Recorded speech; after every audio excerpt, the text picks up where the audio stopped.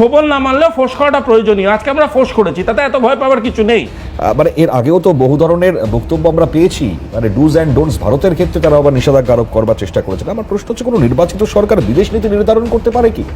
বড় বড় লেকচার ইতিমধ্যে শুনতে পাচ্ছিলাম, আর পাকিস্তানের সঙ্গে ভারতের এই জায়গায় রিপ্লাই দেওয়ার পর এখনো পর্যন্ত সেই পাকিস্তানের সঙ্গে সখ্যতা বা চীনের সঙ্গে সখ্যতা সেটাও আমরা দেখতে পাচ্ছি।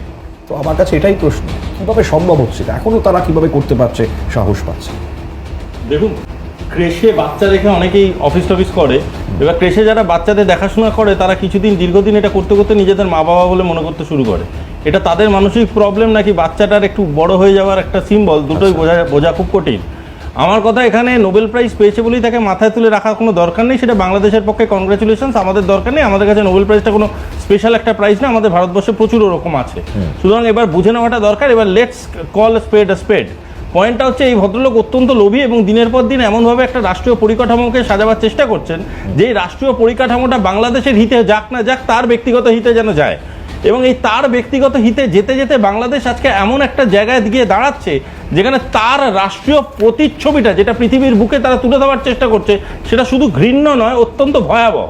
তার কারণটা হচ্ছে, এখানে তারা ট্রেড, ওপেন ট্রেড মার্কেটের দিকে যখন গোটা পৃথিবী এগোচ্ছে, যখন গোটা পৃথিবী একে অপরের দরজা খুলে দিচ্ছে ব্যবসা করার জন্য, তখন বাংলাদেশ এমন একটা সাইকোলজি তৈরি করার চেষ্টা করছে within the business community and the diplomatic community, as if India কোনো এমন একটা দেশ যাকে ছোঁয়া যায় না।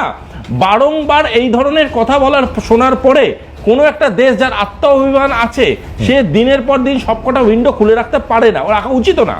আজকের ডেটে দাঁড়িয়ে যখন ভারতবর্ষ যেটা করেছে সেটা রিটালিয়েশন। রামকৃষ্ণদেবের কথায়, ছোবল না মানলেও ফোর্স করাটা প্রয়োজনীয়। আজকে আমরা ফোর্স করেছি, তাতে এত ভয় পাওয়ার কিছু নেই। কারণ আমরা আজকের ডেটে যে ভারতবর্ষ, যদি ছোবল মারতে পারি, দু এক মাসের মধ্যে আমরা ছোবলটা মেরে দেবো। এখন ফোর্স করছি ঠিকই, দু এক মাস বাদে যদি দেখি একই বাড়াবাড়ি চলছে, ছোবলটাও মেরে দেবো। এবার আরেকটা কথা বোঝার দরকার আছে, বাংলাদেশ একটা রাষ্ট্রীয় আধার বা একটা রাষ্ট্রীয় দর্শন যেটা আছে, সেটা থেকে দিনের পর দিন দূরে সরছে। কেন দূরে সরছে? তার কারণ হচ্ছে, বাংলাদেশ নিজে কোনো স্টেবিলিটি পেতে চাইছে কিনা, এটা হচ্ছে সব থেকে বড় প্রশ্ন। বাংলাদেশ চাইছে যে আনস্টেবল কন্ডিশনটা অ্যাডভান্টেজ নিয়ে আমাদের ইউনিস সাহেবের ব্যাংক অ্যাকাউন্ট বড় ফুলে ফেপে বড় হতে থাকুক, কিন্তু বাংলাদেশ ততই ভিতরে ভিতরে দিন দরিদ্র হতে থাকুক।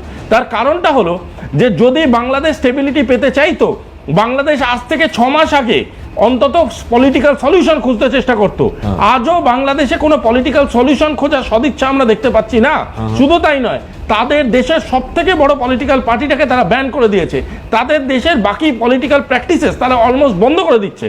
তার কারণটা হলো, তারা একটা অ্যাপলিটিক্যাল জোন তৈরি করতে পারছে, যেই অ্যাপলিটিক্যাল জোনটার জোর দিয়ে জামাতের মতো পলিউটেড অর্গানাইজেশনগুলো দিনের পর দিন একটা রাষ্ট্রকে তৈরি করতে পারে। আমরা তো দেখছি সোশ্যাল মিডিয়ায় বিভিন্ন ধরনের এরকম মহিলাদের উপর অত্যাচারের ছবি আমরা দেখেছি, পেটানো হচ্ছে রাস্তার মধ্যে।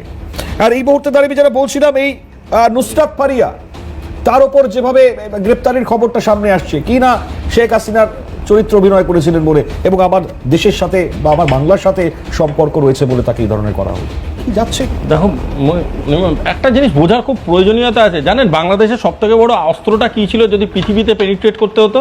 সেটা হলো কালচারাল ডিপ্লোমেসি। এই কালচারাল ডিপ্লোমেসি বাংলাদেশের ন্যাচারাল একটা প্রোডাক্ট। এই জিনিসটাকে নিয়ে বাংলাদেশ অনেক তাড়াতাড়ি পৃথিবীকে পেনিট্রেট করতে পারতো। বাংলাদেশ সেটা করতে পারলো না। কেন করতে পারলো না? তার কারণ সেই অস্ত্রটাই তারা বিক্রি করে দিল এমন লোকেদের হাতে যারা তার ভ্যালুই দিতে পারলো না, যারা জানেই না তার প্রয়োগটা কিভাবে হয়। এবং তার জন্য আজকের ডেটে দাঁড়িয়ে আপনাদের মধ্যে তর্ক হয় নজরুল বড় না রবীন্দ্রনাথ বড়। তার জন্য আপনাদের মধ্যে তর্ক হয় যে মুজিব বড় না মুজিবের পরে যারা এসে তার মুজিবের মূর্তি ভেঙেছে তারা বড়। আপনাদের এখনো বুঝতে পারছেন না আপনারা যে আপনারা যে কালো অন্ধকারের দিকে নিজেদেরকে যত্নশীলভাবে নিয়ে এগিয়ে যাচ্ছেন, সে কালো অন্ধকারের পরে আর পথ নেই, গাড্ডায় পড়তে চলেছেন। এবং এই গাড্ডা থেকে যদি কেউ আপনাদের বাঁচাতে থাকে, তার দিকেই সব থেকে বড় পিঠটা করে দাঁড়িয়েছেন আপনারা। এবং আপনাদের আজকের ডেটে বোঝা দরকার, জনগণ মনোমতি যে লিখেছে, সেই লোকটা দাঁড়িয়ে যদি বাংলাদেশের গানটা না লিখতো, তাহলে আপনারা হয়তো কোনোদিন নিজেদের রাষ্ট্র হিসেবে চিহ্নিত করতে পারতেন না। সেই রাষ্ট্র হিসেবে চিহ্নিত করতে গিয়ে প্রধানমন্ত্রী যে আপনাদের পাশে দাঁড়িয়েছিল, সেটাও কিন্তু ভারতবর্ষের একটা ওয়েলফেয়ার ডিপ্লোমেসির পার্ট। আমরা চেয়েছিলাম পাশে দাঁড়াতে, তাই দাঁড়িয়েছি। সেদিন চুপ করে আমরা রাজনীতি করতে পারতাম, কিন্তু করিনি। কেন করিনি জানেন? আপনাদের ভবিষ্যৎ তাকে তৈরি করবো বলে আমরা করিনি। দাদা আমি জানি এটার জন্য আপনি পার্সোনালি ডিপেন্ডেন্ট নন। দাদা আমি জানি মানুষের মন বদলায়, আপনারও মন 2-1 মাসের মধ্যে বদলে গেছে, হতেই পারে। আমার জীবনে বহু মানুষ এরকম ছিল যাদের মন চটচট বদলে যেত। এবার আপনাকে একটা কথা বলি শুনুন, আর বদলে যাবেন না, যেখানে আছেন স্ট্যান্ড স্টিল থাকুন। এবার ওইখানে থেকে আপনার মতো মানুষ যারা একটু হলেও বুদ্ধি তাদের মধ্যে ফিরে আসছে, আপনারা বাকি মানুষদের মোটিভেট করুন, করে বলুন তাড়াতাড়ি এই পুজো আসার আগে একটা ভোট করার। ভোট না করতে পারলে এমন একটা জায়গায় যাবেন, আপনাদের বাচ্চা কাচ্চা যেই ছেলেপিলেগুলোকে আপনার ছাত্র হিসাবে এতদিন ধরে লালন পালন করে কেউটে সাপ বানিয়েছেন, তারা করে গিয়ে আপনাকে ছবল মারবে। তখন কিন্তু ভোটও করাতে পারবেন না, বিষটাকে ঝাড়তে পারবেন না, কোথায় পালাবেন জায়গা খুঁজে পাবেন না। ইমিডিয়েট বলছে নোবেল প্রাইজে কিন্তু আপনাদের জং ধরে যাবে, কিন্তু দেশটা কিন্তু একদম উচ্ছন্নে যাবে। যদি দেশকে বাঁচাতে চান ইমিডিয়েট ভোট করান।